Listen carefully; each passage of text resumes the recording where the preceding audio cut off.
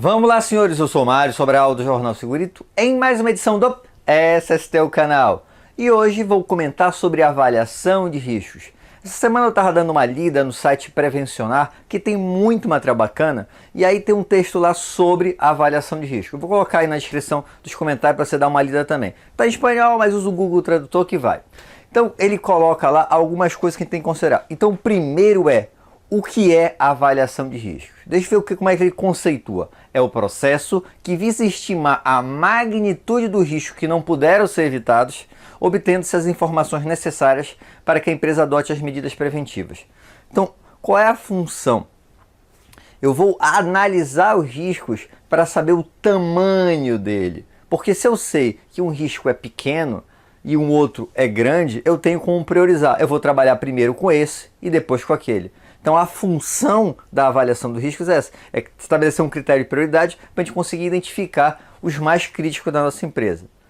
O segundo tópico que ele coloca é quem deve avaliar os riscos.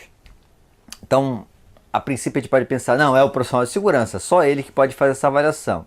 Eu não concordo. Lógico, o profissional de segurança deve estar envolvido. Mas imagina o seguinte: com exceção daquelas pessoas que entendem da parte elétrica aqui, segurança com eletricidade, imagina que a gente vai ter um serviço na subestação e precisa fazer uma avaliação de riscos. Dentre vocês, diversos não entendem no detalhe sobre esse assunto. Você vai conseguir fazer uma boa avaliação de risco na subestação? Provavelmente não. Então, pega um eletricista da manutenção, um engenheiro eletricista, alguém que entenda mais, que vá lá junto com você. Será que essa avaliação vai ficar melhor? Então percebe que não precisa ser exclusivamente o profissional de segurança. Terceiro item: o que deve ser considerado na avaliação. Então, quando a gente for fazer a avaliação, o que a gente vai considerar? Primeiro, a atividade a ser desenvolvida. Então, qual é o tipo de atividade? Então, bora imaginar, por exemplo, que é um pedreiro. Então, um pedreiro que vai lá rebocar e construir parede. Características do trabalho. Esse trabalho aqui é extremamente desgastante, tem esforço físico, provavelmente posturas mais inadequadas. Então, é um item também interessante que eu tenho que identificar. Letra C, trabalhadores que ocupam esses cargos. Então, no nosso exemplo, a gente já disse, o profissional será o pedreiro.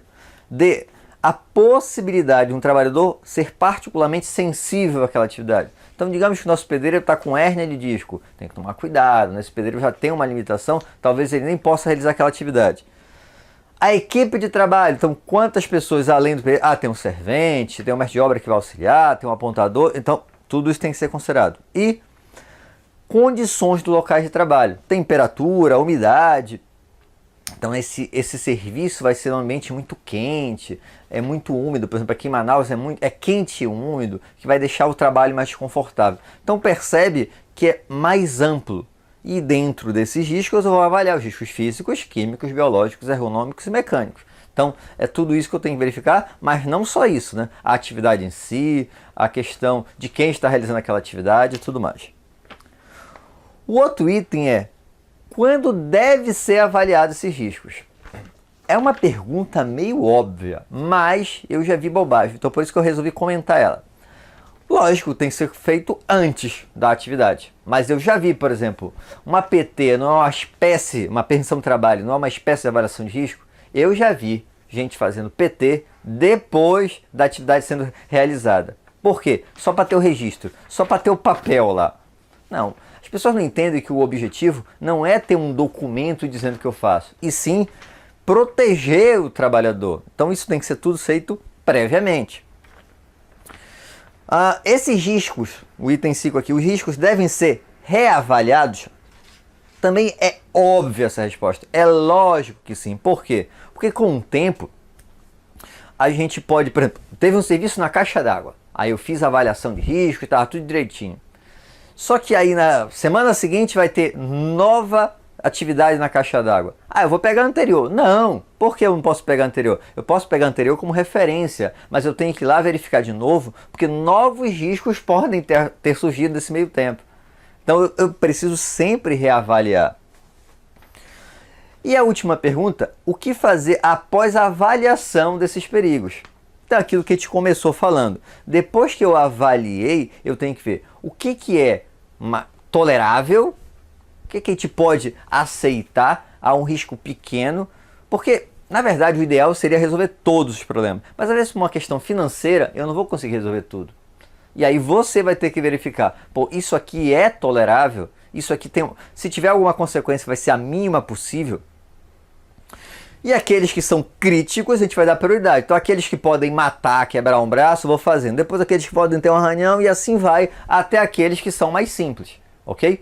Então esse critério de prioridade é o principal objetivo de uma avaliação de risco. Na verdade, toda empresa deveria ter uma planilha que é indicada lá na OSAS 18.000, que é uma planilha de perigos e riscos, ou seja, identificar todos os perigos da empresa, verificar a significância, ou seja, a magnitude desses riscos e a partir dali fazer a gestão de segurança da sua empresa. Espero que tenham gostado. Se gostaram, já sabe, né? Curte, compartilha e tem alguma dúvida, uma sugestão de pauta, coloca aí nos comentários. E também faz o seguinte, né? Manda e-mail para mim, para o Nestor, com questões, porque a gente sempre está querendo mais pautas. Pode colocar aí embaixo, mas pode mandar para o e-mail, por exemplo, sobralj@hotmail.com. Um abraço e até o próximo programa. Olá, eu sou o gestor do site Segurança do Trabalho, MWM. Olá, eu sou Mário Sobral, do Jornal Segurito. E juntos estamos fazendo